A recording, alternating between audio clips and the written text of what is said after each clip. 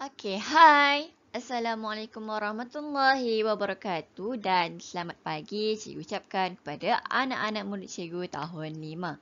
Jadinya, pada minggu ini kita akan teruskan pembelajaran kita dalam topik reka bentuk pengaturcaraan dalam pembangunan aturcara dalam mikro pengawal. Jadi, dah sedia ke untuk belajar hari ini? Dah, mari kita teruskan.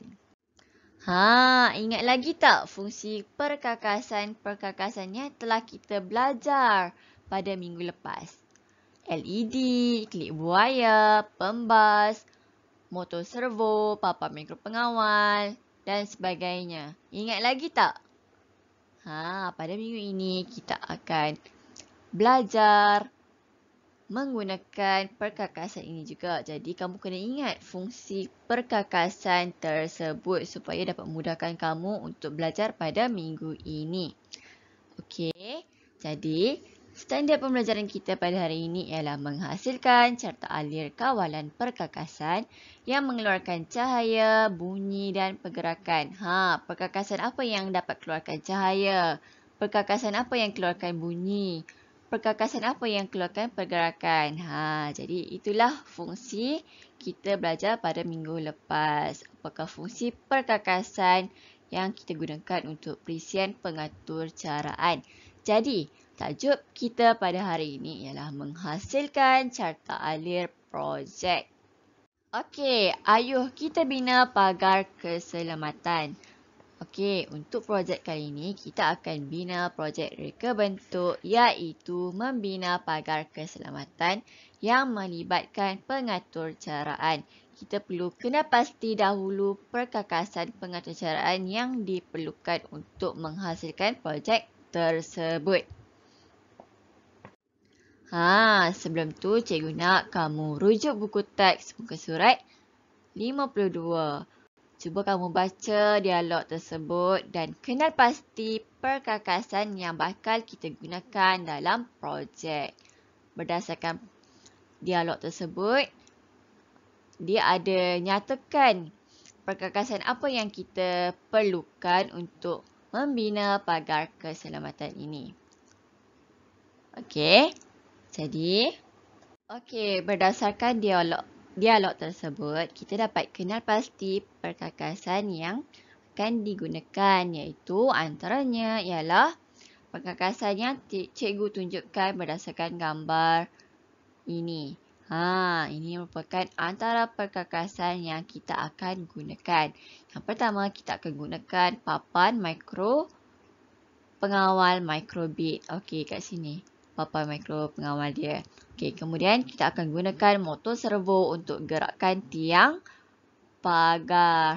Motor servo ni fungsi dia apa?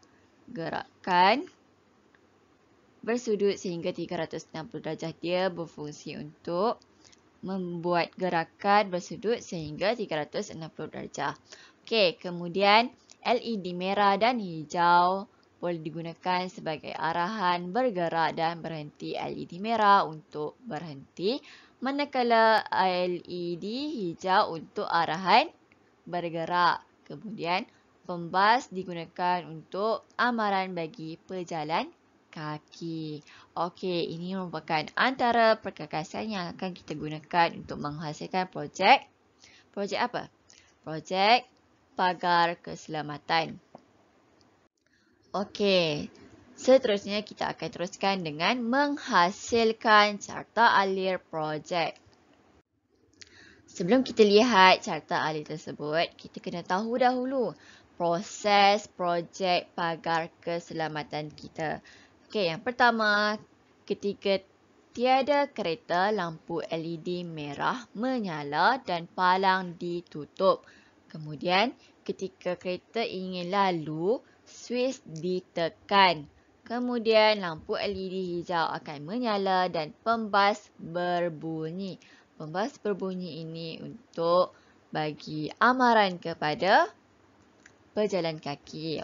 Kemudian lepas LED hijau menyala, palang pun dibuka dan kereta pun boleh lalu. Kemudian setelah 10 saat, lampu LED merah menyala dan palang akan ditutup. Okey. Okey, sekarang mari kita lihat carta alir projek pagar keselamatan. Jadi, kamu boleh rujuk buku teks muka surat 53. Okey, berdasarkan carta alir ini mengeluarkan cahaya, bunyi dan pergerakan. Okey, macam mana kita nak tahu dia keluarkan cahaya, bunyi dan pergerakan ni? Okey, cahaya sebab dia ada lampu LED.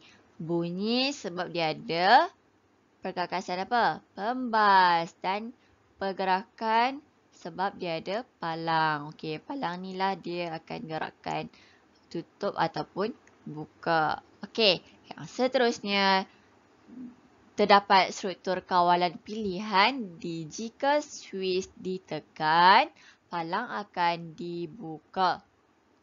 Okey, seterusnya terdapat struktur kawalan ulangan selagi belum cukup 10 saat, palang tidak tertutup.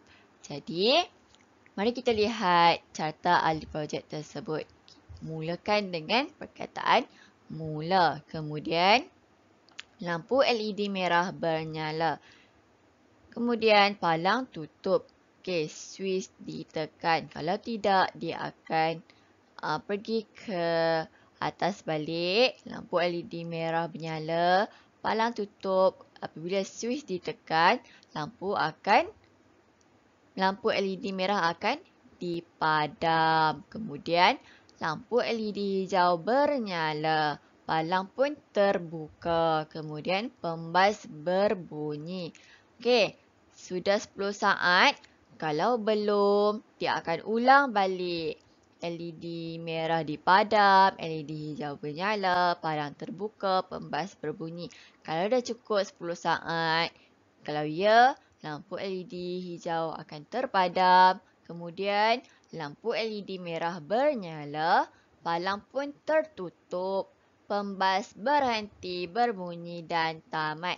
Jadi, kat sini berdasarkan carta ahli projek ini, dia ada dua struktur kawalan, iaitu struktur kawalan pilihan yang di bahagian atas ini. Okey, kalau switch ditekan, kalau ya, merah dipadam. Kalau tidak, dia akan teruskan lampu LED merah bernyala.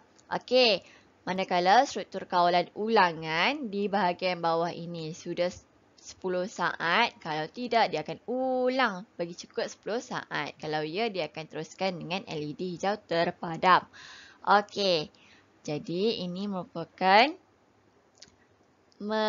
penghasilan carta alir projek pagar keselamatan kita. Jadi, tugasan kamu pada hari ini, buat kuis yang cikgu sediakan di Quizzy. Kemudian, kamu buat latihan dalam buku modul aktiviti muka surat 50. Kamu susun balik carta alir tersebut. Kemudian, hantar gambar tugasan kamu yang dalam buku modul aktiviti kepada cikgu di Telegram tugasan RBT 5 UTM. Jadi, sekian saja kelas kita pada hari ini. Cikgu harap kamu faham apa yang cikgu sampaikan. Jadi, terima kasih dan Assalamualaikum warahmatullahi wabarakatuh.